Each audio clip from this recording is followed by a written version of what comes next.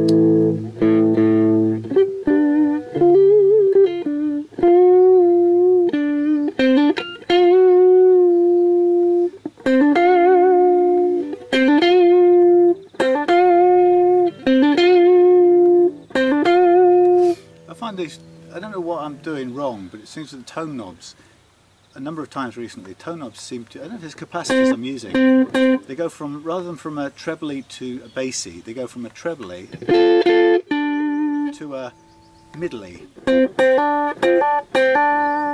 it seems to take away some of the treble and some of the bass and push up the middle, if you know what I'm talking about.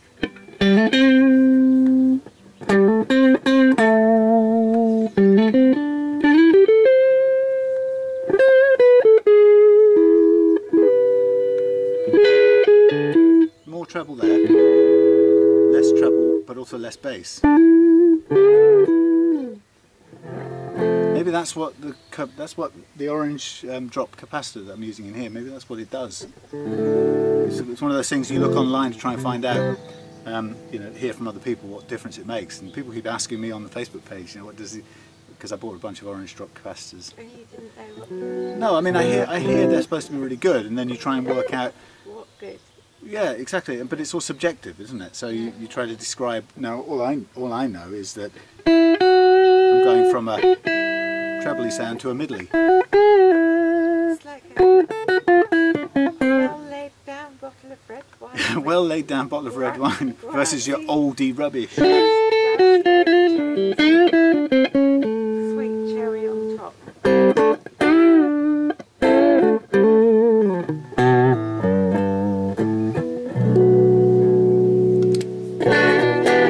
Anyway, that's that one. And before I switch off, what I want Do to... you think you could play more than a sentence on that guitar? No, Or any of them? no, I can't. Please. I don't know any full songs. Yes, you do. No, I don't. You know that. That's not true. It is true. Why did you do that to me? Didn't you? Why you do this to me? It's not fair. Because This is Russell's Oakcaster number 12. all you've done is played Whittle. I know. I don't do anything other than whittle. 1,000 consonants. So this is the Oakcaster number 12 that Russell bought from me, and it's back in because the neck broke. But what you're hearing, well, the story is it fell off the bench the day before he came, and he knew that, and he took it away to Marrakesh to gig, and it performed great. And then the neck started to, fingerboard started to peel away, which is often what happens when a neck takes a drop. Anyway, so I got to send me straight back, and I replaced the neck. So this is another neck, and there's another one in there as a spare, the old one which is repaired. So and this has got 11s on it, which I'm liking. But what we've got here is we've got the Railhammers, which I think are fantastic. These pickups.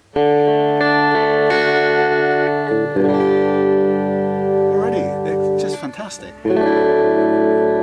So that's in humbucking mode in the treble, in the bridge position. Middle.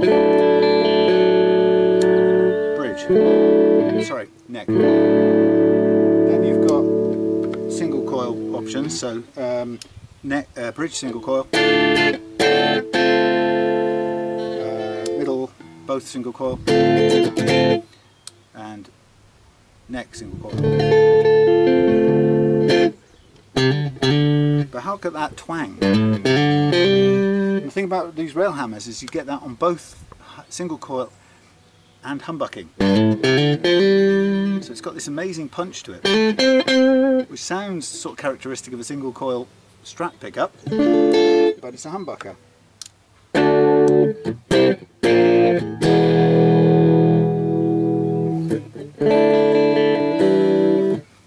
What do I play? What do I play?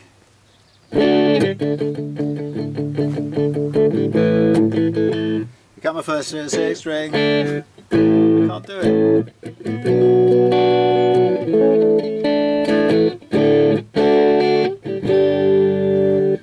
So I don't play whole songs anyway. So there you go. That's number 12, and that's a single piece of oak with 2 Railhammers, and that's going back to Russ probably tomorrow. Now with its new neck and its new wiring, or newly reconfigured. So and hopefully this is going to see lots more fantastic gigs in far off places, but I'm waiting for some more of these Railhammers to come in. I've got one on mine here, but they are really excellent pickups, and I heard when Russell came over and played this, I heard him playing it, and it's just amazing to hear somebody who can play lots of good stuff getting the most out of these pickups. Stonking, weren't they? Yeah.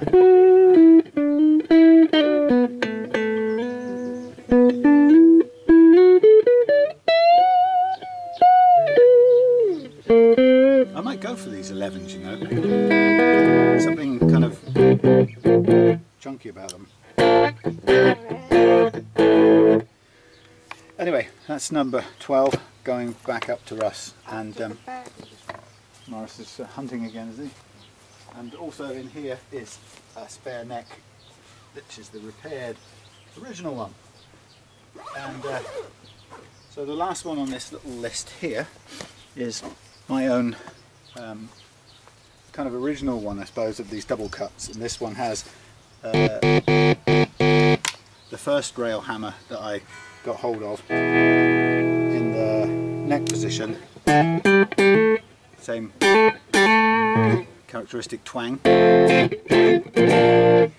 paired up with an iron gear, and I don't know if you can see, but the Railhammer is so powerful that the iron gear has to sit right up close to the strings, and the Railhammer is down kind of flat just to make them even balance. And that gives a sort of, out of tune, but that gives a familiar sort of humbucker sound, that iron gear. And in a way it's quite good having the iron gear and the Railhammer on the same guitar, because when you're trying to explain to somebody what the difference is between Railhammers and anything else,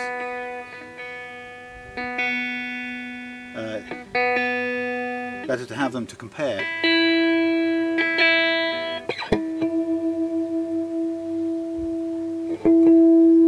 So if you've got them together to compare right next door, Railhammer, iron gear, familiar humbucker sharp kind of raunchiness, Railhammer, iron gear, single coil Railhammer,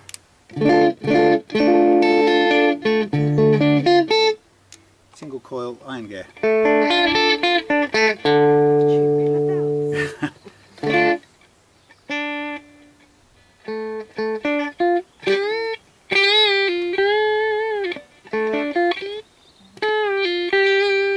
Something like that.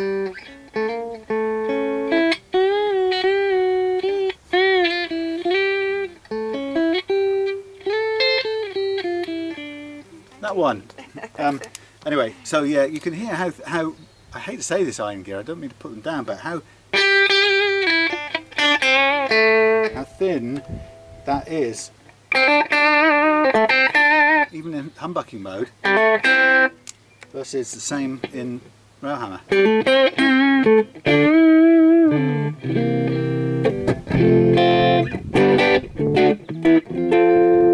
But together they do quite well. And if you, this is no tones on here, so it's 2 volumes and 2 splits, so I can balance the put it in the middle position and kind of go with mostly Railhammer in the middle, and then feed in some iron gear, which puts a sort of an edge, a bit of a dirty edge on the Railhammer.